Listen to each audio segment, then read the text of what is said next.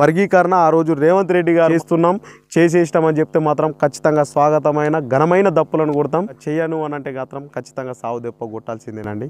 తూర్పున ఉదయించి సూర్యుణ్ణి ముద్దాడే కొడుకులో రక్తం అరుగుతలేదామో మాదిగలారా, హక్కుల కోసం యుద్ధం చేద్దాం కదలిరారా. మాదిగ దండోర మల్లా లేసే, మాదిగ దండోర మల్లా లేసే, పల్లె దాటియే అవ్వ పల్లె దాటియే, ముల్లేలున్న సిల్లర తీసి పల్లె దాటియే అవ్వ పట్టం పంపియే. హాయ్, వెల్కమ్ బ్యాక్ టు మన ఆరాధ్య టీవీ. ఈరోజు మనతో పాటు ఎస్సీ వర్గీకరణ ఆర్గనైజేషన్లో పనిచేస్తున్న ఇందారపు రాజు గారు ఇంటర్వ్యూలో పాల్గొంటున్నారు. మరి ఎస్సీ వర్గీకరణ గురించి ఆయన ఏమనుకుంటున్నారు, ఎస్సీ వర్గీకరణ ఎప్పుడు మొదలైంది, ఎక్కడ మొదలైంది, అసలు ఎస్సీ వర్గీకరణ అవుతుందా అనేటువంటి విషయాలు ఆయన మాటల్లో తెలుసుకుందాం. నమస్కారం ఇందారపు రాజు గారు. నమస్కారం శ్యామ్ గారు. ముందుగా ఆరాధ్య టీవీ చూస్తున్న ప్రతి ఒక్కరికి దండోరా ఉద్యమ అభివందనాలు. శ్యామ్ గారు, ఎస్సీ వర్గీకరణ అనేది ఎక్కడ మొదలైందంటే, మనం ఫస్ట్ ఇంతకుముందు ఉమ్మడి జిల్లా తెలంగాణ రాష్ట్రం ఆంధ్రప్రదేశ్ కలిసి ఉంటుంటే ప్రకాశం జిల్లాలో ఈదుమూడి గ్రామంలో, నా వయసు నేను 1996లో పుట్టిన, ఈదుమూడి గ్రామంలో 1994 జూలై 7వ తారీఖున ఈదుమూడి గ్రామంలో ఎంఆర్పిఎస్ ఉద్యమం అనేది మాదిగ రిజర్వేషన్ పోరాట సమితి అనే ఉద్యమం అక్కడ మొదలు జరిగింది అన్నట్టు. ఇది ఎందుకు జరిగిందంటే, మాదిగ రిజర్వేషన్ పోరాట సమితి అంటే ఈ వర్గీకరణ అనేది ఎందుకు జరిగిందంటే, మనకు డాక్టర్ బాబాసాహెబ్ అంబేద్కర్ గారు, భారతదేశ జాతిపిత గారు, ఆయన మనకు 341 ఆర్టికల్ ప్రకారంగా ఎస్సీలకు రిజర్వేషన్ రాయడం జరిగింది. ఎస్సీలకు రిజర్వేషన్ రాసిండు కదా.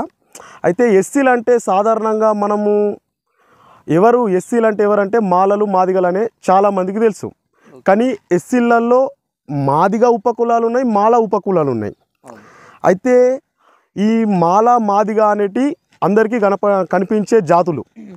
వీళ్ళు మాత్రమే ఎంతనో కొంత అతి ఎక్కువ శాతం, ఒక 100లో 70% మంది మాదిగలు ఉంటే 30% మంది మాలలు ఉన్నారు.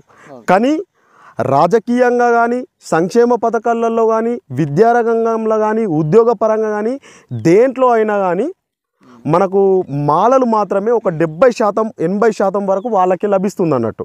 ఎన్నైనా వాళ్ళు మాత్రమే ముందు స్థానంలో ఉన్నారన్నట్టు. ఇది మన గౌరవ మందకృష్ణ మాదిగన్న గారు ఈ వర్గీకరణ ద్వారా మా మాదిగ ఉపకులాలు చాలా వరకు నష్టపోతున్నారు. ఖచ్చితంగా వర్గీకరణ అనేది జరిగితేనే మనకు న్యాయం అనేది జరుగుతుంది.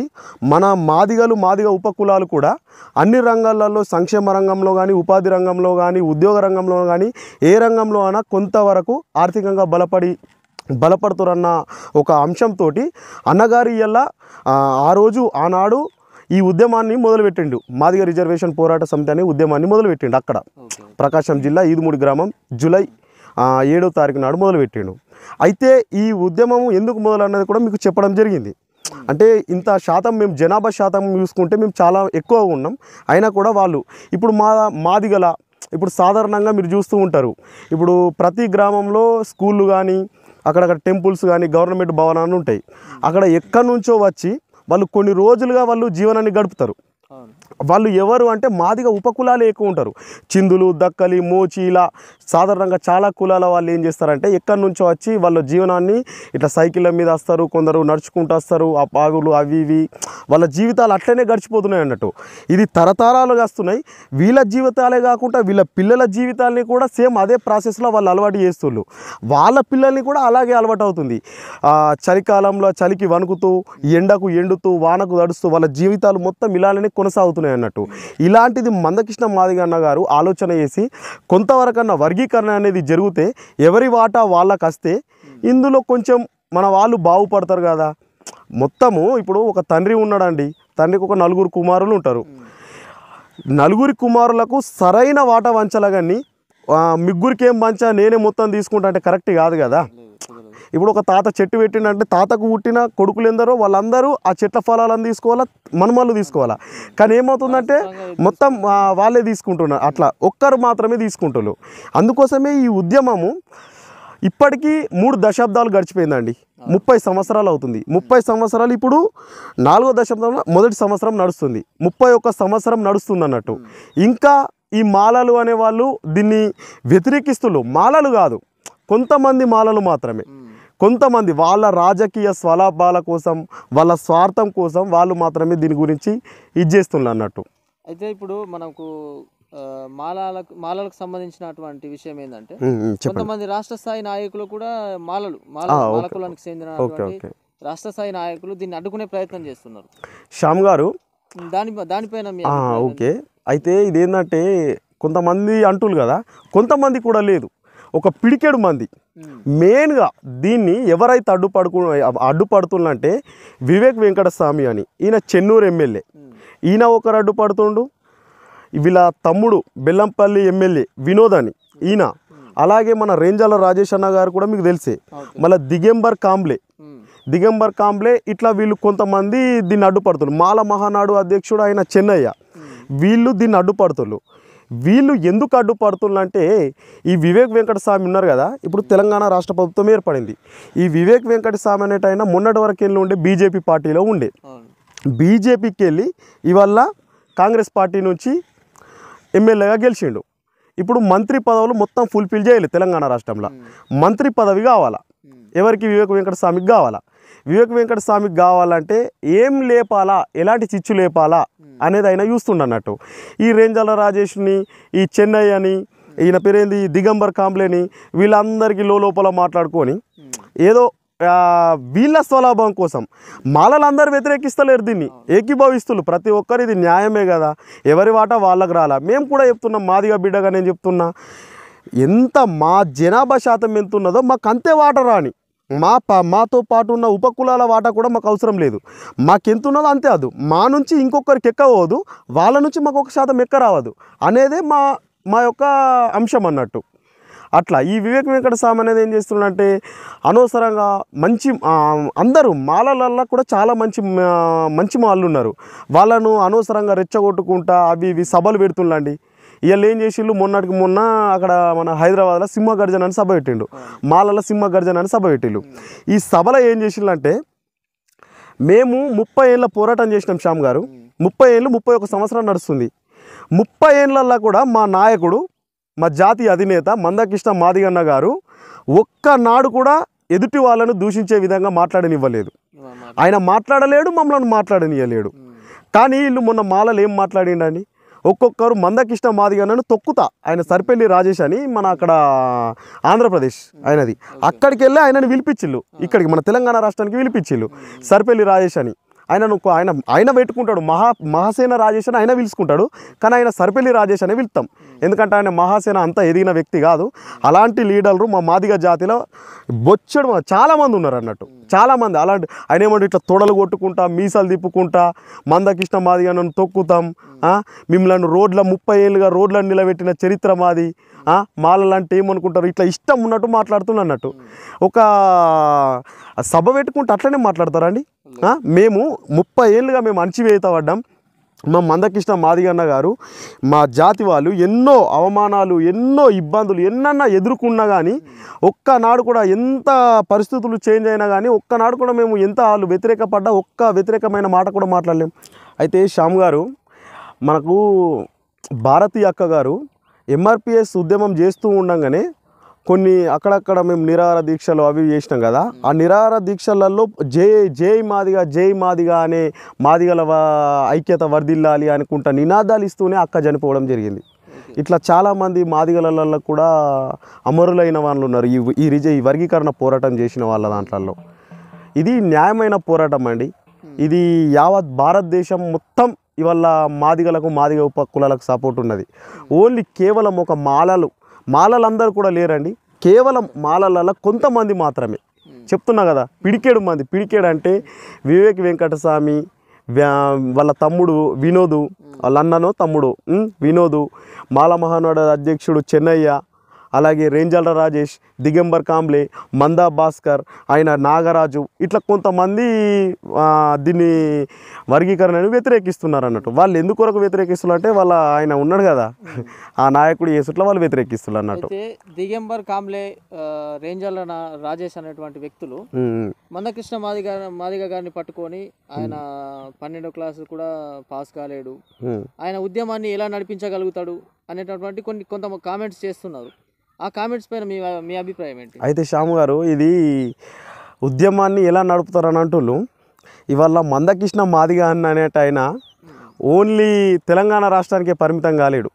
యావత్ ఇవాళ భారతదేశం మొత్తం పక్క దేశాలలో కూడా కొంతమంది మందకృష్ణ మాదిగ అసలు ఆయన ఉద్యమం ఏంది అయినేంది అన్నట్టు అడుగుతున్నారు. 12వ తరగతి అయినా ఏం చేస్తారంటే అంతమందికి తెలిసిన వ్యక్తి అయిపోయింది ఈరోజు. ఇవాళ భారతదేశం మొత్తం ఆయన పిలుపుకు మొత్తం ఎక్కడ మాదిగలు ఉన్నా కూడా కదిలస్తుళ్ళు. ఆయనను 10th ఫెయిల్ చెప్పండి అండి. ప్రధానమంత్రి మోడీ గారే ఆయన సభకు వచ్చి అభినందించడం జరిగింది. అలాంటి తెచ్చినట్టే మీరు అర్థం చేసుకోండి ఆయన ఎలాంటి నాయకుడు అనేది. అయితే ఆయనను ఇంటర్ ఫెయిల్ అంటున్నారు కదా. ఈ ఇంటర్ ఫెయిల్ అనేటి వాళ్ళకు కొంచెం నేను చెప్తా. వాళ్ళు ఏమంటున్నారంటే ఇంటర్ ఫెయిల్ అంటున్నారు కదా, ఒక్కసారి ఆయన ఉద్యమాల గురించి ఆయన మాదిగల కోసమే చేసిన ఉద్యమం కాదు, వేరే ఎక్కడైతే వెనుకబడిన కులాలు ఉన్నాయో అన్ని కులాల కొరకు చేసిండండి. ఈరోజు ఆరోగ్యశ్రీ పథకం అనేది ఓన్లీ మాదిగలకే ఉపయోగపడుతుందా, అందరికి ఉపయోగపడుతుందా? అందరికి ఉపయోగపడుతుంది.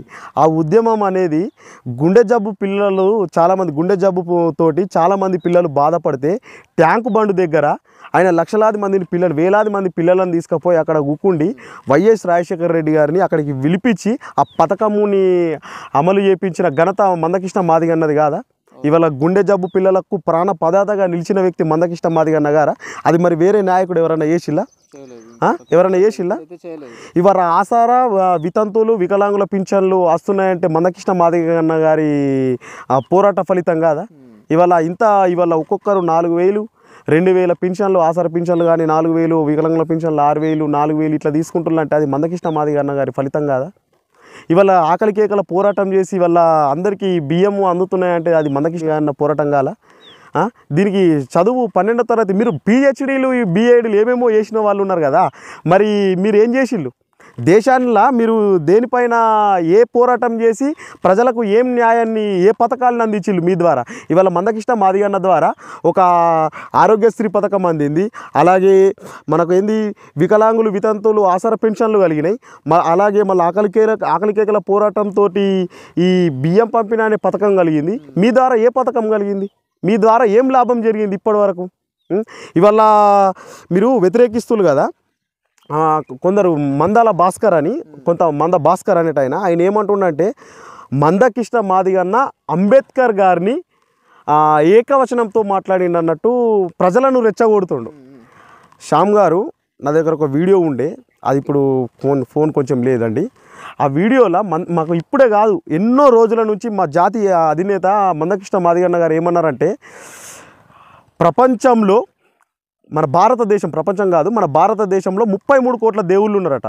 33 కోట్ల దేవుళ్ళల్లో ఏ దేవుడు మా తలరాత మార్చలేడు, కానీ మాది అంటరాని జాతి నుంచి ఇవాళ మమ్మల్ని ముడితేనే మైలవడిపోతుంది, మమ్మల్ని కనీసం తాకే పరిస్థితుల్లో లేనప్పుడు, మా జాతి పేరు చెప్పడానికే ఇదైనప్పుడు, అలాంటి పరిస్థితుల నుంచి మమ్మల్ని ఎంతనో కొంత ఇవాళ మేము స్వేచ్ఛగా బతుకుతున్నామంటే ఏదో కొంతవరకు చిన్న ప్రైవేట్ ఎంప్లాయీ కానీ బైకుల మీద తిరుగుతున్నామన్నా, కాళ్ళ మీద తిరుగుతున్నామన్నా, మంచి బట్టలు వేసుకున్నామన్నా దానికి కారణం డాక్టర్ బాబాసాహెబ్ అంబేద్కర్ గారే అని మందకృష్ణ గారు కొన్ని వేల సభలలో చెప్పడం జరిగింది. వీళ్ళు మందకృష్ణ మాదిగ అన్న గారు అంబేద్కర్ గారిని మేము ఏకవచనంతో మాట్లాడినామని ఈ మాలలను రెచ్చగొట్టడం వీళ్ళది కొంచెమన్నా కరెక్ట్ అనిపిస్తున్నదండి? మా నాయకుడు ఏ రోజు కూడా మాకు ఇవాళ మేము ఏ దేవుని కూడా మేము ఫస్ట్ అంబేద్కరే మా దేవుడు అని అంటాం. ఇవాళ పెద్దలకు వచ్చింది పెత్తరామాస, అదొక పండుగ. నెక్స్ట్ మాకు అంబేద్కర్ April 14th, అదొక 2 పండుగలుగా మేము భావిస్తాం. ఆ తర్వాతనే మిగతా పండుగలు.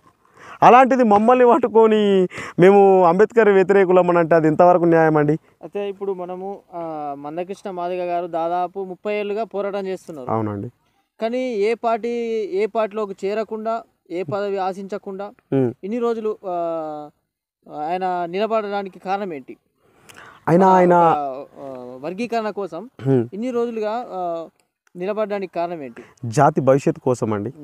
జాతి ఇవల్ల నేను నా ఇంట్లో నేను ఒక ఎంప్లాయీ ఉన్నాను అనుకో, నా కొడుకుకు కొంచెం ఆర్థికంగా బలం ఉంటుంది, నా కొడుకు ఒక 3 తరాలు బాగుపడతాయండి. ఇవాళ వర్గీకరణ అంశం లేకపోతే ఇప్పటికీ నా జాతి ప్రజలు చైతన్యం లేక రాజకీయ రంగాలల్లో, ఉద్యోగ రంగాలల్లో, విద్యాపరంగా కానీ సంక్షేమ పథకాలల్లో ఏవి కూడా సరిగ్గా అమలు కాక, ఏవి కూడా అందక ఎంతో వెనుకబాటు పడి ఉన్నారండి. ఇవాళ ఉద్యోగాలలో కూడా ఇప్పుడు మండల అధికారులు కానీ డిస్టిక్ అధికారులు కానీ ఏ బిట్లలో కూడా మా వాళ్ళు లేరు, చాలా తక్కువ ఉన్నారు. అదే ఇప్పుడు వర్గీకరణ అంశం ఉన్నా అంటే మా వాటలో మేము ఉంటాం. ఖచ్చితంగా మాకు జాతి బాగుపడతా అన్న ఉద్దేశంతో అన్నగారు ఏ కండువను కూడా ఆశించలేరు.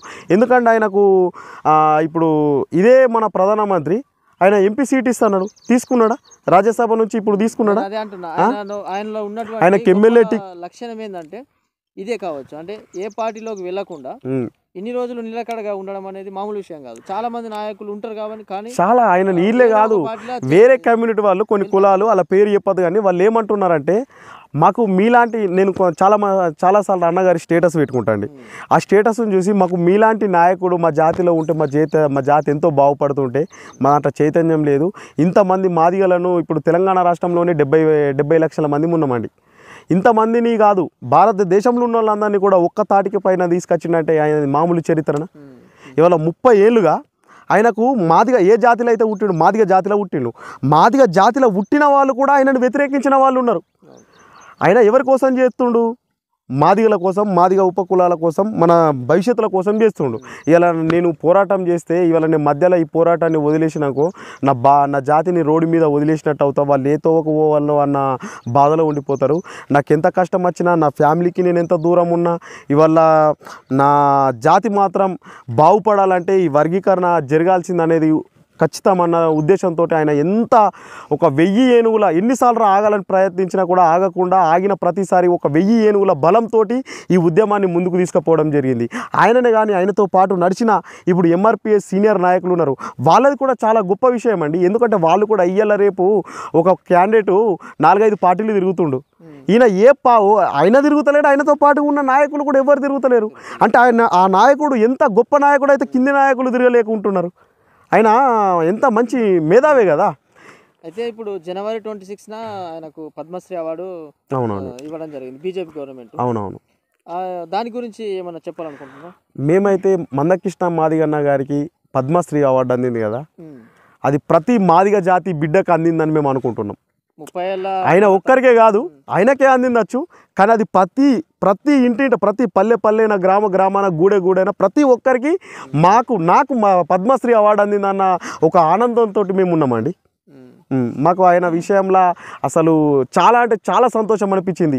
ఒక 30 ఏళ్ళ సుదీర్ఘమైన పోరాటం అంటే ఇది మామూలు పోరాటం ఎవరితోటి కాదండి, ఎవరితోటి కాదు. ఇప్పుడు నిజం చెప్తున్నా మీకు ఇంకోటి, భారత రాజ్యాంగంలో ఎస్సీలకు రిజర్వేషన్ రాసి డాక్టర్ బాబాసాహెబ్ అంబేద్కర్ గారు ఎస్సీల మదిలో, ఎస్సీల మనసులో ఎలా అయితే దేవుడుగా నిలిచిపోయాడో, ఆయన ఎస్సీలా కాదు యావత్ అందరికీ ఆయన దేవుడుగా ఆదర్శమే నాకు తెలిసి. అయితే ఇప్పుడు మా జాతి ఎస్సీలకైతే ఆయన, ఇప్పుడు మేము బాబాసాహెబ్ అంబేద్కర్ని ఎట్లా అయితే దేవుడుగా కొలుస్తున్నామో, నెక్స్ట్ ఖచ్చితంగా ఆయన ఫోటోని కూడా నా ఇంట్లో ఎలా అయితే పెట్టుకున్నానో, రేపటి నాడు మందకృష్ణ మాదిగన్న కూడా మాకు వర్గీకరణ చేసిన దేవుడు అవుతాడు. ఈయన కూడా ఖచ్చితంగా మాకు అంబేద్కర్ ఎట్లనో, అంబేద్కర్ తర్వాత మరో అభినవ్ అంబేద్కర్, మేము మందకృష్ణ మాదిగన్న గారిని చూస్తున్నాం.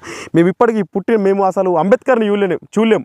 ఆయన ఇలా అని చెప్తే ఆయన ఇలానా అన్నట్టు ఆయనను ఒక దేవుడుగా ప్రత్యక్షంగా చూడలేం, కానీ ఆయనను మా దేవుడుగా మేము భావించడం. ప్రత్యక్షంగా కళ్ళ ముందు చూస్తున్న నిజమైన, ఎలాంటి స్వార్థం లేకుండా మంచి న్యాయమైన ధర్మమైన నాయకుడు ఎవరున్నారంటే ఈ తెలంగాణ రాష్ట్రంలోనే కాదు, ఈ భారతదేశంలో అది మందకృష్ణ మాదిగన్న గారే. ఖచ్చితంగా ఆయన అన్నగారికి అసలు ఎన్ని దండాలు, ఎన్ని జైబీములు ఏం చేసినా కూడా తక్కువనేనండి. అయితే వర్గీకరణ అనేటువంటి ఇది ఒక సున్నితమైన అంశం. అవును, అంటే మాలలు, ఇటు మాదిగలు, ఏ రాజకీయ పార్టీ అయినా కానీ ఈ వర్గీకరణ అంశాన్ని ఒక సున్నితంగా చూస్తుంది అన్నమాట. అంటే వర్గీకరణ ఇస్తే మేము కొన్ని ఓట్లు నష్టపోతామేమో, ఇక్కడ సైడ్ ఓట్లు నష్టపోతామేమో అని చాలా ఆలోచిస్తుంది. అటువంటి సిచ్యువేషన్లో బీజేపీ గవర్నమెంట్ వర్గీకరణ అంశాన్ని ప్రస్తావనకు తెచ్చింది. అంటే ఒక విధంగా వర్గీకరణ అనేటటువంటి విషయాన్ని ఇస్తామన్నట్టు చెప్పడం జరిగింది. అయితే దాని గురించి మీకు ఏమనిపిస్తుంది? బీజేపీ పార్టీ కానీ మందకృష్ణ మాదిగ పోరాటం కానీ. అయితే శ్యామ్ గారు 2014లో బీజేపీ గవర్నమెంట్ వచ్చిందండి. ఆనాడు 2014లో నరేంద్ర మోదీ గారు ఏమన్నారంటే, మా ప్రభుత్వం సెంట్రల్లో అధికారికంగా ఉన్నదనుకో వచ్చిన 100 రోజులకే మేము ఖచ్చితంగా మీకు వర్గీకరణ అంశాన్ని మేము ఖచ్చితంగా వర్గీకరణ చేస్తామన్నట్టు మాట ఇవ్వడం జరిగింది. ఇవాళ 10 ఏళ్ళు అవుతుందండి. ఇట్లా మాకు చెప్పుకుంటూ పోతే ప్రతి పార్టీ కూడా మోసం చేసింది. ఇది న్యాయమైనదండి. ఎందుకంటే మీరు చూడండి, తెలంగాణ రాష్ట్రంలో మెయిన్ పార్టీలు కాంగ్రెస్ ఒకటి, బీఆర్ఎస్ పార్టీ ఒకటి, బీజేపీ ఒకటి. ఈ 3 పార్టీలలో ప్రతి మేనిఫెస్టోలో వర్గీకరణకు మేము అనుకూలంగానే ఖచ్చితంగా మేము అధికారంలోకి రాగానే వర్గీకరణ చేస్తాం. అది బీజేపీ అన్నది, కాంగ్రెస్ అన్నది, ప్లస్ బీఆర్ఎస్ అన్నది. ఈ ప్రతి పార్టీలు కూడా అన్నది, ప్రతి నాయకుడు కూడా ఇది ఖచ్చితంగా అమలు కావాల్సిందే, చేయాల్సిందే. చేయకపోతే మా నాయకుడు కూడా మొన్న ఆల్రెడీ చెప్పేసిండు అన్నట్టు. మీరు చేస్తారా? స్వాగతిస్తాం, ఘనంగా స్వాగతిస్తాం, స్వాగతమైన దప్పు కొడతాం. మీరు చేయరా? ఖచ్చితంగా ఎవరైతే చేయకుంటున్నారో, ఎవరైతే అడ్డుపడుతుందో అడ్డుపడే వాళ్ళకు ఖచ్చితంగా సావు దప్పు కొడతామన్నట్టు అన్నగారు పిలుపునిచ్చిళ్ళు. మేము కూడా పల్లె పల్లెన, గ్రామ గ్రామాన, ప్రతి గడప గడపకు సంఘాలు ఉంటాయండి. మాదిగ జాతిల సంఘాలు ఉంటాయి. ప్రతి గడప గడపలో అంటే గ్రామ గ్రామాన మాదిగ జాతి సంఘాలలో అందరం కులం మొత్తం ఒక మీటింగ్ ఏర్పాటు చేసుకున్నాం. ప్రతి ఒక్కరు ఇంటింటికి వెళ్ళే ఇద్దరన్నా ఖచ్చితంగా వెళ్ళాలా. వెళ్ళిన వాళ్ళు ప్రతి ఒక్కరు కూడా దప్పు సంకనేసుకొని రావాలా. అన్నగారు పిలుపున్నది, మీరు దప్పును వేసుకుంటేనే రావాలని అన్నగారు అన్నారు. అన్నగారు మేము ఆయన మాటను ఎప్పుడు కూడా కాదనకుండా మేము ఆయనకు ఎప్పుడు రుణపడే ఉంటాం. ఎందుకంటే ఆయన చరిత్ర, ఆయన సేవను మేము, ఆయన మాకు ఉండే బలాన్ని మేము మర్చిపోలేకపోతున్నాం. ఇలా నేను మాదిగ జాతి బిడ్డను అని చెప్పుకుంటున్నానంటే దానికి కారణం మందకృష్ణ మాదిగ అన్న గారే. మేము ఖచ్చితంగా ఫిబ్రవరి 7వ తారీఖు రోజున 1,00,000 దప్పులు 1000 గొంతులు అనే పోస్టర్ని కూడా ఈరోజు మేము విడుదల చేసి వచ్చినాం. ఇది 1,00,000 దప్పులు 1000 గొంతులు కాదు, కొన్ని 1000 గొంతులు, కొన్ని లక్షల దప్పులు అండి. ఖచ్చితంగా మీరు కూడా రండి శ్యామ్ గారు, చూడండి. డెఫినెట్గా వస్తాం. అయితే వర్గీకరణ అనేది రాజ్యాంగబద్ధంగా చేయాలని కొంతమంది మాలలు అంటున్నారు కదా, అది ఎంతవరకు సాధ్యమవుతుంది? అయితే సుప్రీంకోర్టు రాజ్యాంగంలోది కాదా, రాజ్యాంగం నుంచి వచ్చిందే కదా సుప్రీంకోర్టు ఆగస్టు 1వ తారీఖు నాడు తీర్పు ఇచ్చేసింది. 7 ధర్మాసనంలో 6 ధర్మాసనాలు వర్గీకరణ కావాలని తీర్పు ఇచ్చేసింది. ఒక్కరు మాత్రమే అడ్డుపడ్డారు, మిగతా 6 ఓకే ఉన్నాయని సుప్రీంకోర్టు అంత న్యాయమైన వ్యవస్థనే చెప్పేసింది. ఇంకా వీళ్ళు అడ్డుపడుతున్నారంటే వీళ్ళ స్వార్థం ఎలాంటిది స్వార్థమో మీరు ఒకసారి ఆలోచన చేయండి. ఇప్పుడు శ్యామ్ గారు, ఇది వర్గీకరణ అంశం అనేది మందకృష్ణ మాదిగ అన్న గారి కంటే బాబు జగజీవన్ రామ్ అన్నట్టు ఆయన గుర్తునొచ్చు. బాబు జగజీవన్ రామ్ గారు మందకృష్ణ పుట్టక ముందే 1965లో ఈ వర్గీకరణ రిజర్వేషన్లు రావాలన్నట్టు ఆనాడు ఆ నాయకుడు దీని గురించి పోరాటం చేయడం జరిగింది. ఆ నాయకుడు తర్వాత మళ్ళా మందకృష్ణ మాదిగ అన్న గారు ఈ పోరాటాన్ని మొదలు జరిగింది. 1965లో అది లోకూర్ కమిషన్ వేసి ఉండే.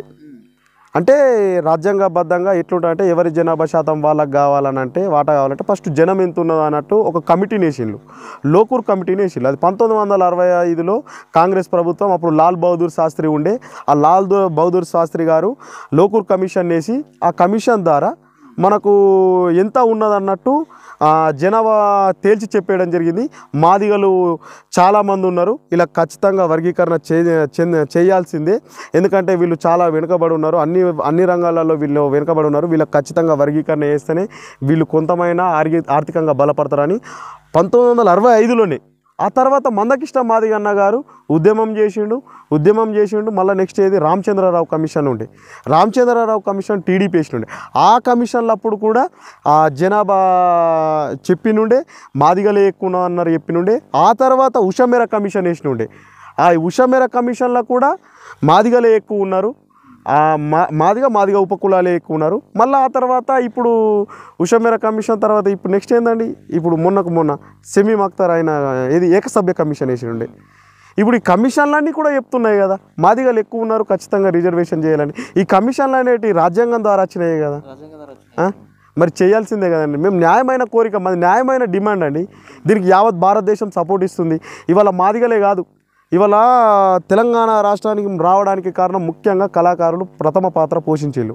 ఇవాళ కళాకారులు ఎంతమంది ఉన్నారు తెలంగాణలో, వాళ్ళు మాదిగన మాలన బీసా రెడ్డా అన్నది కాదు, ప్రతి కళాకారుడు ఇవాళ మాదిగ రిజర్వేషన్కి మద్దతు ఇస్తున్నారు. మాదిగల కోసం పాటలు పాడి మాదిగలను చైతన్యం చేస్తున్నారు. ఇవాళ రెడ్డిలు సపోర్ట్ ఇస్తున్నారు, బీసీలు సపోర్ట్ ఇస్తున్నారు, ఎస్టీలు సపోర్ట్ ఇస్తున్నారు, యావత్ భారతదేశం మొత్తం సపోర్ట్ ఇస్తుంది. ఇవ్వని మరి ఇప్పుడు మా ఎస్సీలల్లో ఎస్సీ కులంలో తెలంగాణ రాష్ట్రంలో 59 కులాలు ఉన్నాయండి. 59 కులాలల్లో 58 కులాలు వర్గీకరణ కావాలని అంటుంది. ఒకే ఒక కులం మాల కులం కావద్దు అంటుంది. ఆ కులంలో కూడా అందరు కావాలంటున్నారు, కొంతమంది మాత్రమే దీన్ని కావద్దని అంటున్నారు. అంటే ఈ వర్గీకరణ అంశం రాకన్నా ముందు కొంతమంది మాలలే, అవునా మాదిగ మాలలు మేము అన్నదమ్ములాగా కలిసి ఉంటాం అని చెప్పేసి హితవు పలికిన వాళ్ళు ఈ రోజు వర్గీకరణ అంశం రాగానే వాళ్ళు వర్గీకరణ అంశం రాజ్యాంగబద్ధంగా జరగదు అనేటటువంటి కొన్ని అడ్డంకులు వేస్తూ ఉన్నారు. ఇది ఎంతవరకు సమంజసం? చెప్తున్నా కదండి, ఇన్ని కమిషన్లు వేసిళ్ళు రాజ్యాంగబద్ధంగానే కదా. ఈ కమిషన్లు వేసుడు కానీ, సుప్రీంకోర్టు తీర్పు కానీ, ఇవన్నీ రాజ్యాంగబద్ధంగానే జరుగుతున్నాయి కదా. వాళ్ళకి ఏంటంటే వాళ్ళు స్వార్థం కోసం అండి. వాళ్ళకి ఇప్పుడు వివేక్ వెంకటస్వామి గారికి ఏం కావాలా, మినిస్టర్ పదవి కావాలా, ఏం చేయాలా, ఏదన్నా ఒక చిచ్చు లేపిననుకో మళ్ళీ ఏం చేస్తాడు. ఇప్పుడు సీఎం రేవంత్ రెడ్డి వివేకస్వామి కొంచెం ఇది కొంచెం పక్కన పెట్టేసి, ఎందుకంటే మన మేనిఫెస్టోలోనే ఉన్నది వర్గీకరణ అంశం. మన కేంద్ర ప్రభుత్వం కూడా మొత్తం కేంద్రం నుంచి కింది వరకు కూడా దీన్ని కావాలని కోరుకుంటున్నారు.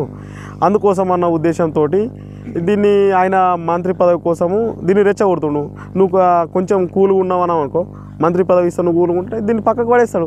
ఒక్కసారి ఆలోచించండి అండి, ఈ వివేక్ వెంకటస్వామి ఇవాళ మేము దళితులందరము ఒక్కటిగా ఉండాలా, దళితులను విడగొడుతుంది మందకృష్ణ మాదిగన్న గారు అన్నట్టు మాట్లాడుతున్నాం. అన్నదమ్ములుగా కలిసి ఉండాలని అంటున్నారు. మేము కలిసే ఉంటాం అంటున్నామండి. కానీ ఏ దళిత బిడ్డకు అన్యాయం జరిగినా నువ్వు ఎక్కనాడు ఒక ప్రెస్ మీడియాలో కానీ ఒక పేపర్కి కానీ ఎక్కనాడు కూడా పరామర్శించినోడివి కాదు, మాట్లాడినోడివి కాదు, ఏం కాదు. అట్రాసిటీ కేసుని నరేంద్ర మోదీ ప్రభుత్వం ఇవాళ అట్రాసిటీ కేసునే తీసేస్తున్నది, రిజర్వేషన్లను కూడా తీసేస్తున్నది. నరేంద్ర మోదీ ప్రభుత్వానికి వ్యతిరేకంగా మేము పోరాటం చేయలేదా? పోరాటం జరిగి మా ఆదిలాబాద్ జిల్లాలో ఆరెల్లి మల్లేష్ గారు నడుము నీరగొట్టుకున్నాడాన్ని, నడుము బొక్కిరిగిపోయింది పాపం ఆయనకు, మా జిల్లా అధ్యక్షులు గారికి అమిత్ షా సభలోకి వెళ్ళి. మేము ఎన్నో పోరాటాలు చేసినాం, మాదిగలకే కాదు అందరి కోసం పోరాటం చేసిండు. అంబేద్కర్ని ఎవరన్నా వ్యతిరేకంగా దూషించి మాట్లాడినా కూడా అక్కడ ముందుగా నిలబడే నాయకుడు మందకృష్ణ మాదిగన్న, ఆ తర్వాత మాదిగలే. మేము మాలలతోటి మేము విడిపోతామని అంటే వాళ్ళు విడిపోతారు. మనం భాగాలుగా పంచుకొని కలిసి ఉందామని మేము కోరుకుంటాం. కలిసి ఉంది రాజ్యాధికారం వైపు మనం ప్రయాణం చేద్దామని కోరుకుంటున్నాం.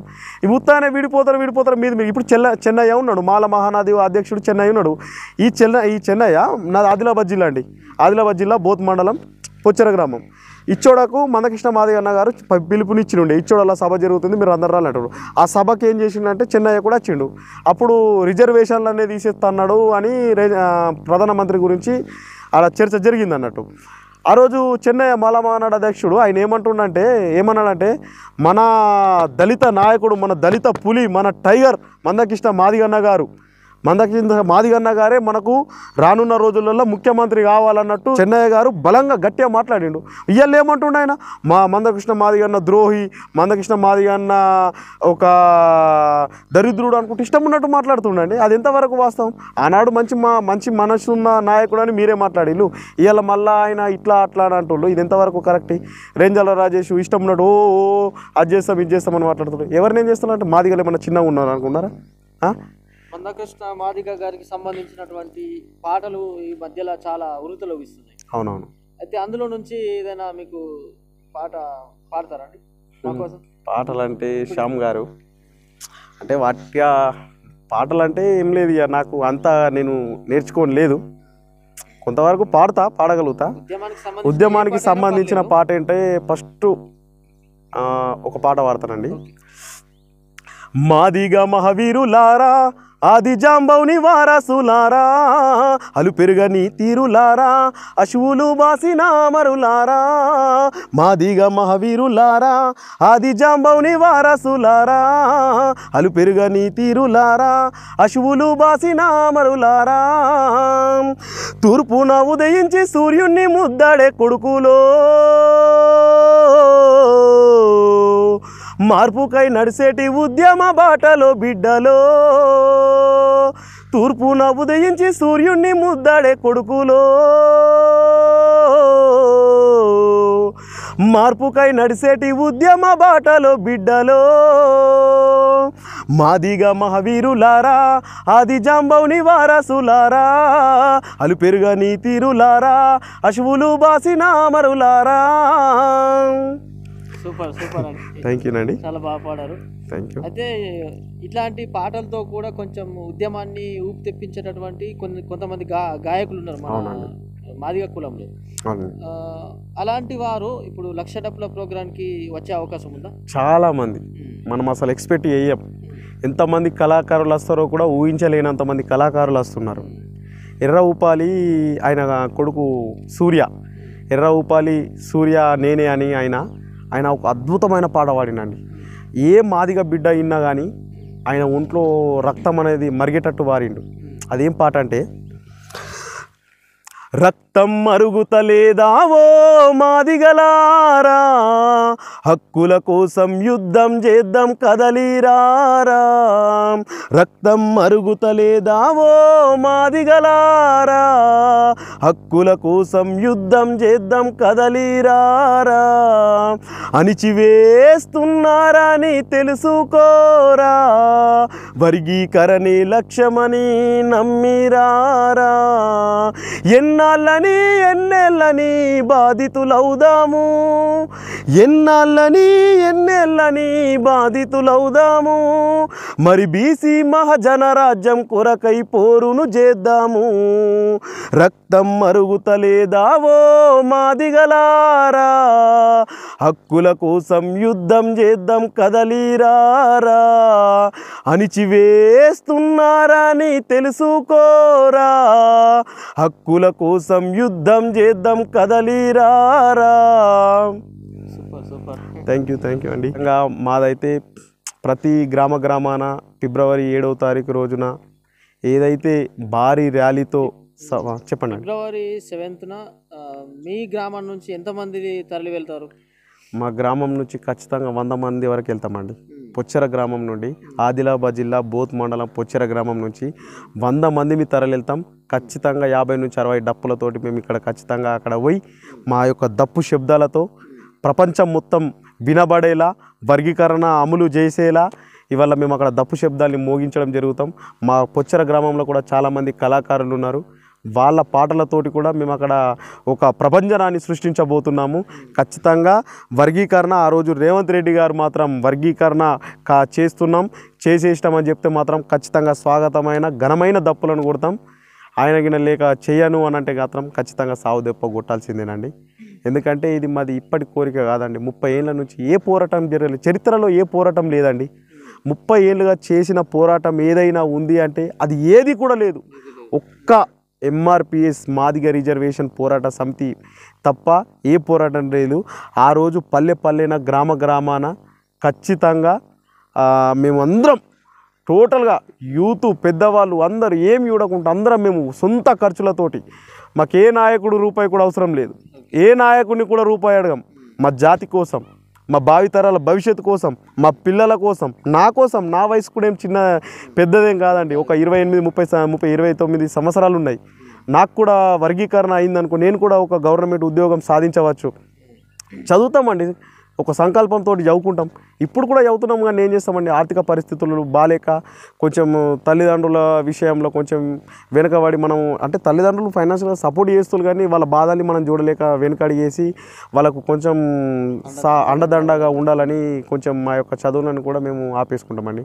అదే మాకు వర్గీకరణ అయిందనుకో మా కోటలు మేము కొట్టుకోవచ్చు కదండి. వర్గీకరణ అనేది డెఫినెట్గా మాదిగా కులానికి కావాలి జరగాలి. కోరుకుంటున్నాం. థ్యాంక్ యూ అండి. మీ ఆరాధ్య టీవీ వాళ్ళకు ప్రత్యేకంగా మేము దండోరా ఉద్యమం నమస్కారాలు తెలియజేస్తున్నాము. మీ ఆశీర్వాదం కూడా ఉండాలా.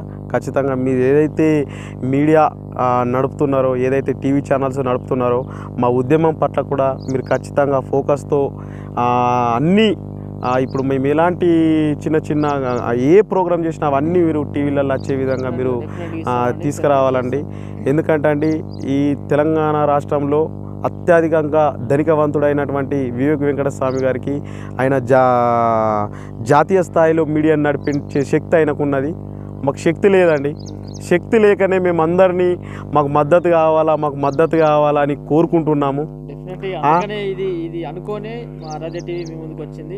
ఇలాంటి వర్గీకరణకు సంబంధించిన ఒక నాయకుడిని, యువ నాయకుడిని తీసుకొచ్చి మాట్లాడిస్తే బాగుంటుంది అని చెప్పేసి మీ ముందుకు రావడం జరిగింది. ఈరోజు మీకు ఇంటర్వ్యూ కూడా అందుకనే చేయడం జరుగుతుంది.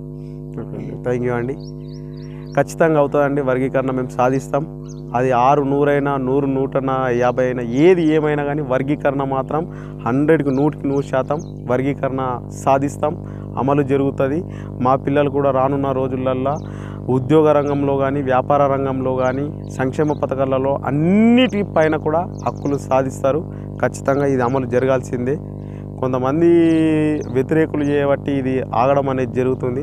ఎందుకు ఆగడం జరుగుతుందంటే అండి, ఇప్పుడు తెలంగాణ రాష్ట్రంలో వివేక్ వెంకటస్వామి గారు, వాళ్ళ అన్న వినోద్ వాళ్ళిద్దరు చాలా బలమైన క్యాండిడేట్లు అండి. వాళ్ళు ఆర్థికంగా చాలా బలపడి ఉన్నారు అన్నట్టు. ఆ ధనిక తత్వంతో అక్కడ ఆపివేయడం జరుగుతుంది. అయిన మాలనే కాంగ్రెస్ పార్టీ జాతీయ అధ్యక్షుడు మల్లికార్జున్ ఖార్గే అయిన మాలనే ఈయన వీళ్ళందరూ కలిసి దీన్ని ఆపడం జరుగుతుంది. కానీ ఏది ఏమైనా కానీ న్యాయం మా వైపు ఉన్నది, మాదిగల వైపు ధర్మం మా వైపు ఉన్నది. ఖచ్చితంగా ఇది 100% జరగాల్సిందే. ఎందుకంటే సబ్బండ కులాల జాతులందరి మద్దతు మాకున్నది.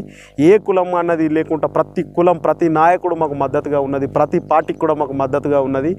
అందరూ ఫిబ్రవరి 7వ తారీఖు నాడు ప్రతి ఒక్కరు రావాలని మేము కోరుకుంటున్నాను. నా పేరు రాజు అండి. నా పేరు రాజు మాదిగా. మాది ఆదిలాబాద్ జిల్లా బోత్ మండలం పొచ్చర గ్రామం అంటేనే ఒక ఉద్యమమైన గడ్డ. ఇక్కడ నుంచి చాలామంది కళాకారులు కూడా ఉన్నారు. కళాకారులతో మేము అందరం కలిసి వస్తాం. ఉద్యమానికి సంబంధించినటువంటి పాట ఇందాక పాడింది చాలా బాగుందండి. అది ఇంకోసారి పాడి మా కోసం వినిపిస్తారు.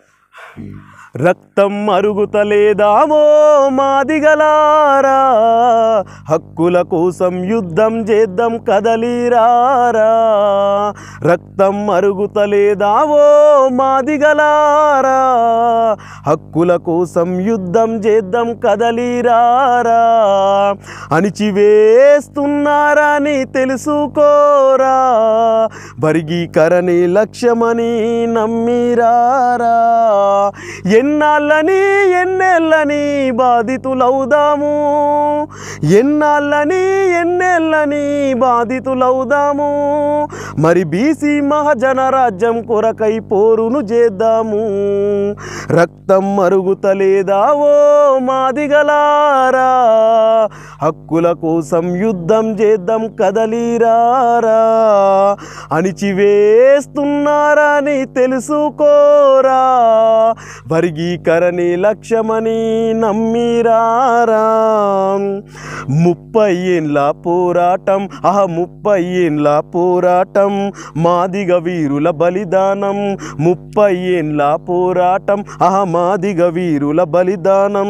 మహాజనుల గుండె బలం సబ్బండ జాతులకు ఇచ్చే బలం. మహాజనుల గుండె బలం సబ్బండ జాతులకు ఇచ్చే బలం. కనకన మండే నిప్పుల కొలిమిని రగిలిద్దాం రారా, కనకన మండే నిప్పుల కొలిమిని రగిలిద్దాం రారా. మాదిగల ఆత్మగౌరవ జెండెగరేద్దాం లేరా. హరే రక్తం మరుగుతలేదావో మాదిగలారా, హక్కుల కోసం యుద్ధం చేద్దాం కదలిరారా. అణిచివేస్తున్నారని తెలుసుకోరా, వర్గీకరణే లక్ష్యమని నమ్మిరారా. ఇంకోటి వింటేనే గూస్ బూమ్స్ వస్తున్నాయి. థ్యాంక్ యూ అండి శ్యామ్ గారు. ఇంకో పాట మా కోసం, ఇంకో పాట ఏదైనా మీకు నచ్చింది లాస్ట్. మాదిగా దండోర మల్లాలేసే మాదిగా దండోర మల్లాలేసే పల్లె దాటియే అవ్వ పల్లె దాటియే ముల్లేలున్న సిల్లర తీసి పల్లె దాటియే అవ్వ పట్టం పంపియే మందా కృష్ణ మల్లాలేసే మందా కృష్ణ మల్లాలేసే పల్లె దాటియే అవ్వ పల్లె దాటియే గా ముల్లేలున్న సిల్లర తీసి పల్లె దాటియే అవ్వ పట్నం పంపియే లక్షా దప్పుల మోతాలాట 1000 గొంతుల పాటలాట లక్షా దప్పుల మోతాలాట 1000 గొంతుల పాటలాట ఒక్కసారి చూస్తేనే అవ్వసారి చూస్తేనే గా ముల్లేలున్న సిల్లర తీసి పల్లె పంపియే అవ్వ హైదరాబాదుకు పంపియే. చాలా సాంగ్లో కూడా మంచి అర్థం ఉంది, అర్థం ఉన్న సాంగ్ ఇది. థ్యాంక్ యూ అండి, ఎందుకంటే అందరు రావాల్సిందే కదా శ్యామ్ గారు. సో ఇది మన వర్గీకరణ అటువంటిది న్యాయమైన రావాలి ఖచ్చితంగా. అలాగే మా టీవీ తరఫున లక్ష డప్పుల ప్రోగ్రామ్ కూడా సక్సెస్ కావాలని కోరుకుంటున్నాం. థ్యాంక్ యూ అండి. ఇది ఇవాళ ప్రోగ్రామ్ మన ఎస్సీ వర్గీకరణ గురించి సంబంధించినటువంటి ప్రోగ్రామ్. వర్గీకరణలో ఆర్గనైజేషన్లో పనిచేస్తున్నటువంటి ఇందారపు రాజు గారితో ఇది ఇవాళ ఇంటర్వ్యూ. నమస్కారం అందరికి కూడా. నమస్కారం. Thank you.